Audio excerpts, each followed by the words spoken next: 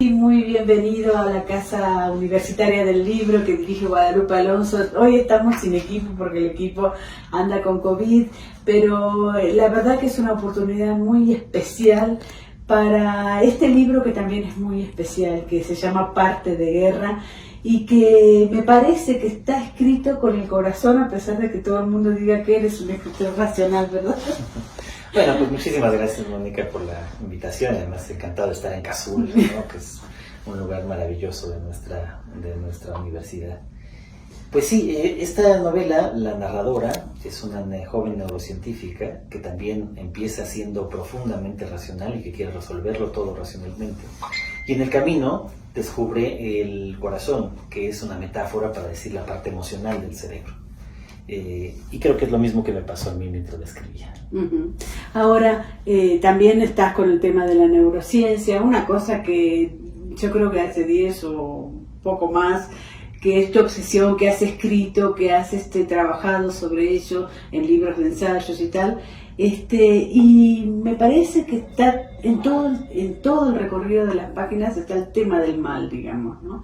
Esta cosa que todo el tiempo estamos muy enfrentados a ver de dónde sale, digamos, ¿no? En ese sentido me parece que nosotros no vemos a las víctimas, pero tampoco a los asesinos, ¿no? ¿Es un poco eso?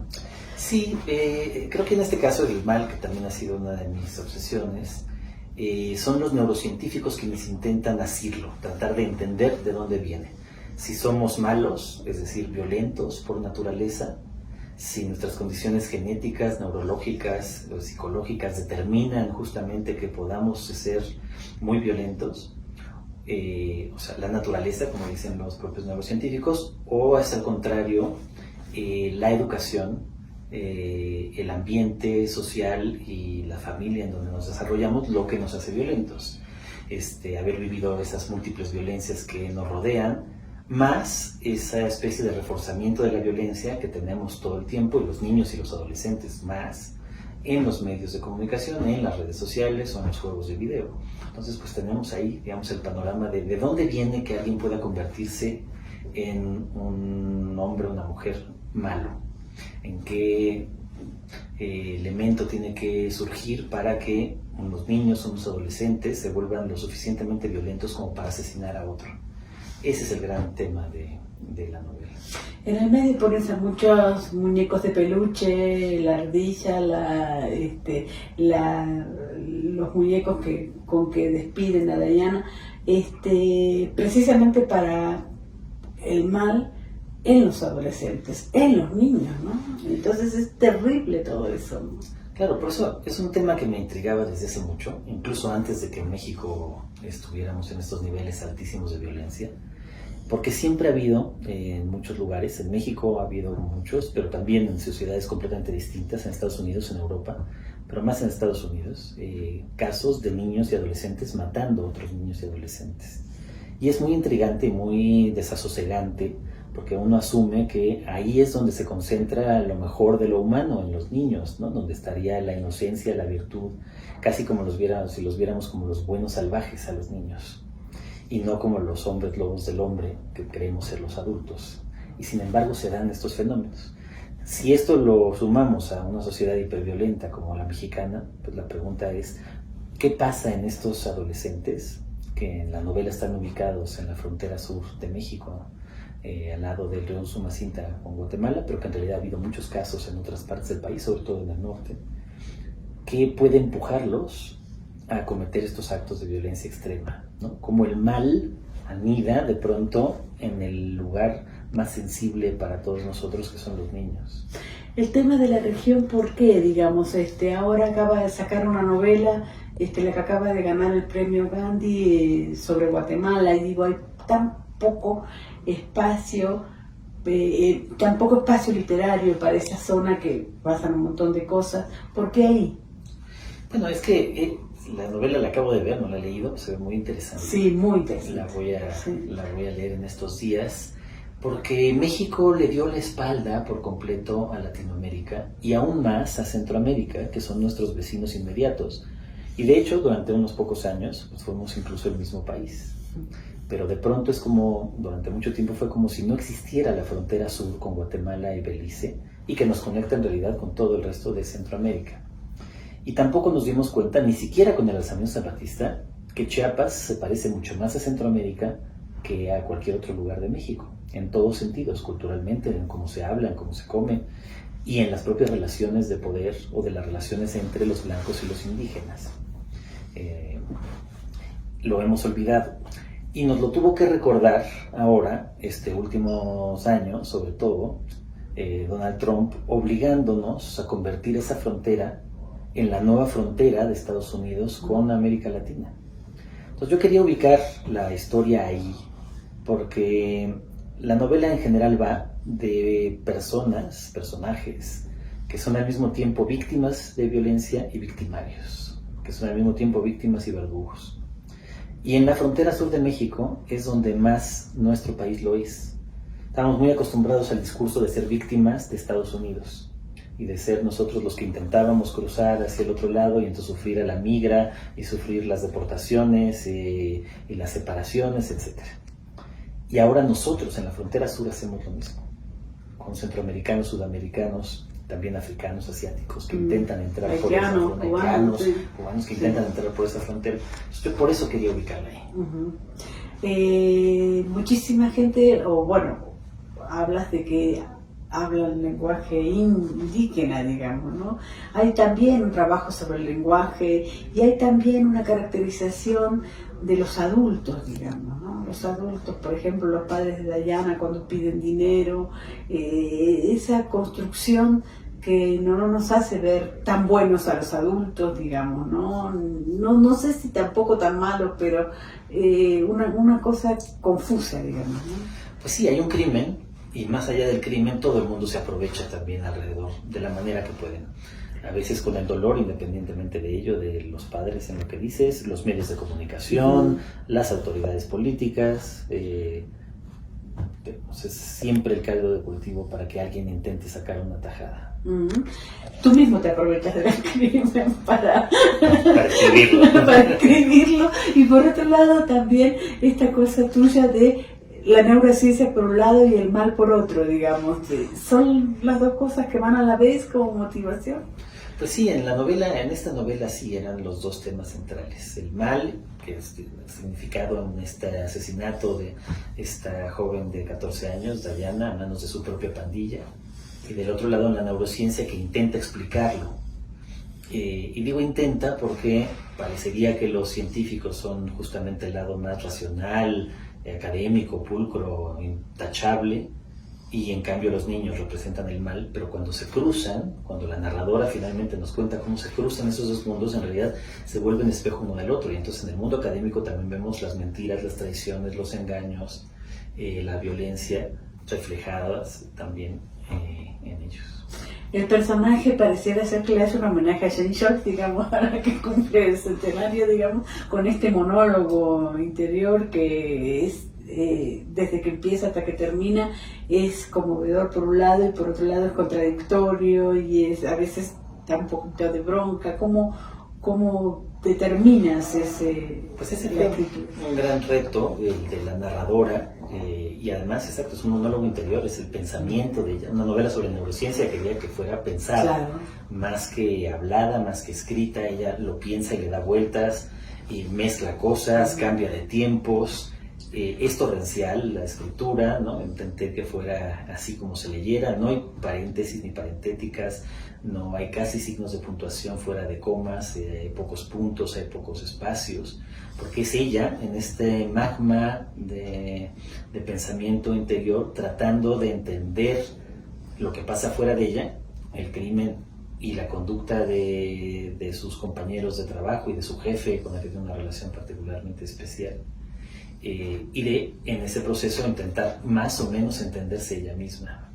Y hay también pena, ¿no? Pena por Tristán, pena por saberse abusada, pena por descubrir los abusos a los que ha sido sometida a lo largo de su vida. Hay confesiones también, ¿no? Sí, porque ella es claramente una víctima de muchas violencias, la violencia de su padre, que es una violencia física y psicológica, la violencia de sus parejas igualmente, y luego como eso determina que ella también se vuelve violenta, y termina finalmente por eso identificándose no con la niña asesinada, sino con la niña asesina, ¿no? El vínculo que establece a lo largo de las páginas de la novela va a terminar siendo con la otra adolescente, la prima de Diana, Saraí, que participó directamente en el crimen. Son muy lindos los nombres de los testigos, Britney y Kevin, ¿no? Que es así en esa zona. No vamos a hacer spoiler de cómo termina, pero sí es cierto que el mal y el abuso sufrido puede justificar el que te identifiques con la asesina. Bueno, es que eso se discute también en el libro y es interesante. La empatía es un fenómeno natural que nos hace ponernos en el lugar de otro. Y siempre lo hemos considerado como algo positivo porque creemos que siempre nos vamos a identificar con la persona correcta. Es decir, identificarnos con las víctimas. Lo terrible es que muchas veces no pasa así. La empatía nos lleva, si no la razonamos, a identificarnos con los victimarios y con los verdugos. La empatía, por supuesto, es lo que nos permite ayudar a los otros, tener compasión, pero la empatía también es la que hace, por ejemplo, que imitemos a nuestro vecino mientras está vejando a otros, y entonces si nos volvemos cómplices, por ejemplo, de un genocidio, es también por la empatía. Ahora, la empatía, la falta de empatía es lo que genera tanta violencia en México. Bueno, otra vez, la falta de empatía hacia el dolor ajeno, la indiferencia, también la enorme cantidad de dolor que sufriríamos empatizando con cada víctima que hay en este país, hace que haya un mecanismo de defensa que es ser refractario, estarse identificando y por lo tanto estar sufriendo por cada víctima. Y entonces eso genera pues justamente también esa indiferencia. Por eso también necesitamos al mismo tiempo, cada cierto tiempo, un caso mediático en el cual ahí sí volcar nuestra empatía, ¿no? Con Devani todos volcamos nuestra empatía, pero que al mismo tiempo hace que no investiguemos, por ejemplo, a las 5 otras mujeres asesinadas que fueron encontradas en el proceso. Ahora, ¿cómo es para ti el argumento que usábamos en los 60, los 70, la izquierda, esta cosa de si eres pobre vas a ser malo y si eres malo, es decir, las condiciones materiales que hay alrededor? ¿Qué piensas? Es curioso también este tema y es muy interesante asociar la pobreza con la violencia y creer que eliminando la pobreza con eso lo terminaremos, que es básicamente la postura de este gobierno, de López Obrador, decir vamos a atender las causas de la violencia, que es la pobreza. No siempre la pobreza son las causas de la violencia. Podemos ver sociedades, por ejemplo, como en la India, en donde violencia de esta a la que nos referimos, no hablo de violencia de género, de violencia estructural de otro tipo, pero digamos, asesinatos prácticamente no hay en una sociedad que es muy pobre. Entonces, no solo es la pobreza la que puede determinar esto. Justo de lo que se trata en esta novela es tratar de ver qué otras condiciones, además de la pobreza o de la desigualdad, generan justo condiciones de violencia. Y eso es interesante, ¿no? O sea, no basta con resolver los problemas materiales para acabar con la violencia, ¿no? La violencia tiene otros componentes que tienen que ver con la parte cultural, que tienen que ver con cosas ancestrales y que tienen que ver también muy claramente con modelos de crimen y con un sistema de justicia que no funciona. ¿Qué relación hay con la novela criminal y con esta? Decías que estabas haciendo hiciste como un trío, digamos. Pues sí, aquí no estaba pensado, no es como lo escribí en Busca de Klingsor y claro. En fin, pero los últimos 3 libros tienen que ver con este tema, ¿no? Las elegidas, la breve novela en verso sobre tráfico de mujeres en Tlaxcala, la muy larga investigación sobre el caso de Florence Cassé y Israel Vallarta, una novela criminal, y ahora esta. Y las tres novelas, aunque son radicalmente distintas en su forma, una novela en verso, una novela sin ficción, y ahora sí una novela, pero corta, reconcentrada, pero todas tienen en el centro este terrible México que nos ha tocado vivir en estos años. Uh-huh. Este terrible México sigue teniendo preso a Israel Vallarta. ¿Cómo? Otra vez. Uh-huh. Creo que hubo una gran oportunidad de que saliera de la cárcel. El momento ideal era el inicio del gobierno de López Obrador, con Olga Sánchez Cordero, de secretaria de Gobernación, y con el ministro Arturo Saldívar, de presidente de la Corte, dos ministros que votaron y que fueron responsables de la liberación de Florence. Y sin embargo, por múltiples razones, otra vez de oportunismo político, de mala estrategia, no ocurrió. Y ahora se ve otra vez más difícil que Israel pueda salir de la cárcel en algo que es absolutamente injusto. Lleva pues ya 17 años en prisión preventiva, casi 17 años en prisión preventiva. Esto es inaudito en cualquier parte del mundo. Tú hablas de la justicia y en este momento pensar en el fiscal que tenemos es terrible. Pues sí, es terrible, digamos que podemos tener esa figura de fiscal que lo vimos actuando de manera terrible en el caso de su propia familia, ¿no? Aprovechándose de, o sea, que el fiscal apruebe la invención de un delito que no existe para con eso encarcelar a una persona, debería descalificarlo como fiscal. Todos estos temas, ¿lo hablas con alguna persona ligada al gobierno? ¿Cómo? Pues en algunos momentos sí, ¿no? Uh-huh.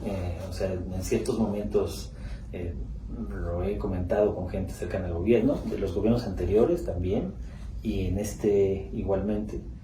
Pero es cierto que en este momento, pese al entusiasmo que tuvimos muchos también por el triunfo de López Obrador, a lo que hemos llegado es una polarización tan extrema y tan terrible que no habíamos vivido antes. México no había sido un sistema dual, maniqueo, quizá por el papel central que tenía el PRI a lo largo de mucho tiempo, ¿no? Entonces había el PRI en el centro y luego la izquierda y la derecha en la oposición.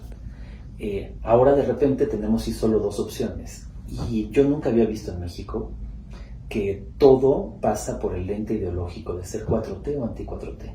Claro. No importa la realidad, ¿no? Es como si la realidad no existiera o como si hubiera dos realidades radicalmente distintas.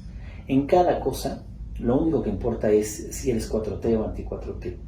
Y eso es terriblemente negativo para el pensamiento crítico y para realmente resolver los problemas. Ahora, hay, con el tema de los medios, hay cosas que no vemos, por ejemplo, no sé, se armó un hospital y nosotros no hemos dado los medios la noticia, o realmente no hay nada por debajo de la noticia, digamos. No, yo creo que sí. También otro problema ha sido la crisis de los medios en los últimos años, la desaparición del papel, el predominio de las redes sociales, sobre todo de Twitter, con lo que significa que lo único que importa es la opinión en 240 caracteres y nadie lee más allá de eso, y todo se reduce a titulares y al intercambio de insultos en unas pocas líneas.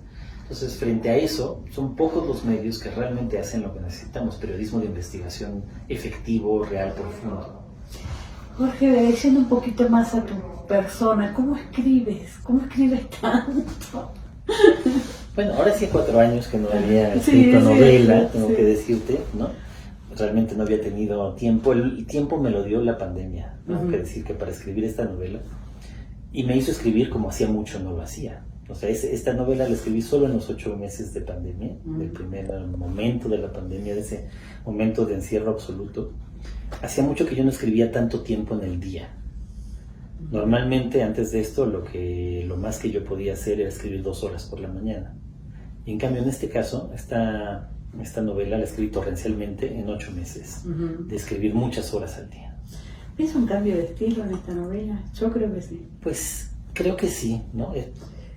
Pero bueno, es difícil saberlo, pero bueno, estaba intentando algo completamente distinto de las inmediatas anteriores al menos. ¿Qué es la pospandemia para ti? Yo creo que, digamos, no sé si estamos del todo en la pospandemia, porque todavía me entero todos los días de casos terribles de muertes todavía vinculadas con el COVID. Pero lo que sí es cierto es que hemos regresado finalmente a una suerte de vida parecida a como era antes de la pandemia. Pues la pospandemia tiene esta característica extraña de anhelar el pasado, de cómo era todo antes de la pandemia y al mismo tiempo de ser otra cosa, porque tenemos que convivir con ella de todas maneras. Estamos en un estado de hibridez, digamos, ¿no? que es lo híbrido, diríamos, ¿no? Ahora, te vas pronto a Madrid, ¿qué es lo que vas a hacer ahí? Cuéntanos un poco. Bueno, ya estoy allá, ahora vine esta semana acá a promover la novela. La misión de las sedes de la UNAM en el exterior es sobre todo el intercambio académico y cultural con los países, las regiones y las universidades cercanas a donde están estas sedes. En el caso mío es España. Hay un flujo de antes de la pandemia que era realmente muy normal y muy intenso entre estudiantes y académicos de la UNAM con universidades españolas y de estudiantes y académicos españoles en la UNAM. Vamos a tratar de reanimarlo, reactivarlo ya en esta época justo pues de pospandemia. Y también, dado mi perfil, también el rector me ha encomendado también hacer un intercambio mucho más intenso entre las instituciones culturales españolas y la UNAM. Vas a hacer lo primero un congreso de escritores, cuéntanos un poco. Lo primero que tendremos va a ser no te puedo decir todavía las confirmaciones, pero sí, vamos a iniciar, digamos, esta etapa con un congreso de escritores en Madrid, en conjunto con la Feria del Libro de Madrid, la Casa de México en España y el propio Centro de Estudios Mexicanos de la UNAM en España, para discutir muchos de estos temas que hemos hablado hoy, incluyendo, bueno, por supuesto, el estadio de la literatura en español en el mundo, traducciones, posibilidades, pero también temas políticos, sociales. Hay una mesa específicamente, justo ideada junto con Rosa Beltrán en torno a la literatura y pospandemia, por ejemplo. Precisamente la pospandemia nos obliga a pensar, decía hace poquitito Guillermo Arriaga, de que México está en un punto de quiebre. ¿Qué hacemos con México? ¿Cómo vamos a resolver algo de lo que está pasando? No sé, pero yo insisto que una cuestión clave, central, que no está haciendo el gobierno ni la oposición, no lo tienen en el centro, hacen como si no existiera, es la reforma al sistema de justicia. Si no tenemos un sistema de justicia eficaz, todas las demás que está pasando no va a lograr resolverse. Ahora, los sistemas de justicia están mal en todos lados. Tú sabes que en Argentina está terrible, creo que está mal también en Estados Unidos, a pesar de que la justicia siempre ha sido importante para Estados Unidos. ¿Cómo me parece que el neocapitalismo está totalmente inmerso en todo? Pues sí, o sea, hay fallas en muchos sistemas, pero en la mayor parte de los sistemas, si pensamos en Estados Unidos o Europa, son fallas. Aquí es al revés. Aquí no hay sistema de justicia. Si se hace justicia, esa es la excepción. Jorge, una de las cosas que me gustaría mucho que dijeras es precisamente a los estudiantes que ven esta charla, cómo aficionarse a la literatura, qué pasa con la literatura y uno, digamos, ¿no? Bueno, pues es que eso, la literatura, como otra de las variedades de la ficción, y yo recomiendo siempre trasvase de una a otra, o sea, que se puede pasar de un videojuego a una novela, y de ahí a una película, y de ahí a una serie, y de ahí a una obra de teatro, y de ahí a una ópera, y que ese tránsito debería de ser fluido y constante, y eso es algo de que también me ha gustado repetir muchísimo.